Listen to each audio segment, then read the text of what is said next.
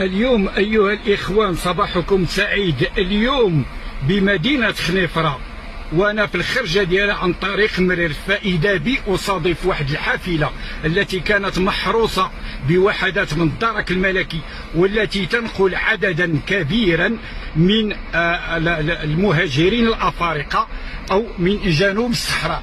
والآن نتساءل ما هذه السياسة وعلاش وصلت خنيفرة؟ واش خنيفرة انتهت من المشاكل ديالها؟ ما بقى غير تزيد هاد الناس هادو أفارقة. هذه غير واحد الحافلة صادفناها. العلم لله كم يتم تفريغ ديال هاد المهاجرين الأفارقة وما شفناهمش للأسف الشديد. ها انتم كتشوفوا بعد أن انتهكوا حرمة الساكنة وعنفوا المغاربة وتراموا على مساكن الغير.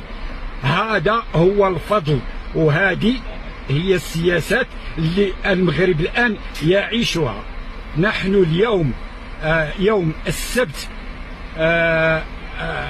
الخامس أو السادس، ما بقيتش عاقل، لأن هادشي يربك الأفكار. هي الحافلة كتمشي في حالها بعد أن مغادرة الناس ديال الدرك الملكي.